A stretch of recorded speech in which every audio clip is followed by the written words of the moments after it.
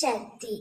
என் அன்பு தங்கமே, உனக்கான உறவு உன்னிடம் வந்து சேர அதற்கான சூழ்நிலையை நான் உருவாக்கி விட்டேன். நீ கவலைப்படாதே தங்கமே.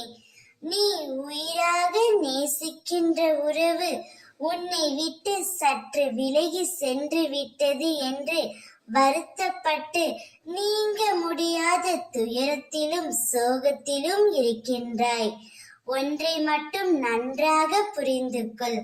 பாசம் அதிகம் இருக்கும் இடத்தில் சின்ன சின்ன சண்டைகள், மன வருத்தம், மன கசப்பு வரத்தான் செய்யும்.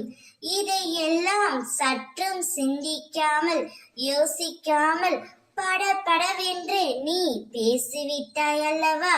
அதனால்தான் இப்பொழுது அவர் உன்னை விட்டு சென்று விட்டார் தங்கமே.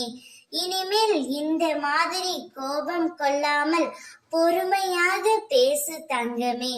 பொறுமையாக இருந்தாலே போதும், அனைத்தையும் முன்னால் சாதிக்க முடியும். அவர் உன்னை விட்டு பிரிந்து இருந்தாலும் உன்னையே தான் நினைத்து கொண்டு இருக்கின்றார். அவரே உன்னை தேடி வந்து உன்னிடம் பேசவும் போகின்றார். நீ அவரிடம் மனதார மன்னிப்பு கேட்டுவிடு.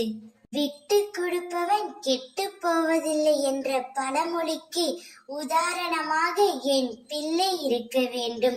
விட்டு கொடுத்து போக தங்கமே, அனுசரித்து பழகு. குடும்பம் நன்றாக இருக்க வேண்டுமென்றால் நாம் தான் அனுசரித்து போக வேண்டும். அவரே உன்னை தேடி வருவார். நீங்கள் இருவரும் ஒன்றாக வாழ்வீர்கள். ஓம் சக்தி.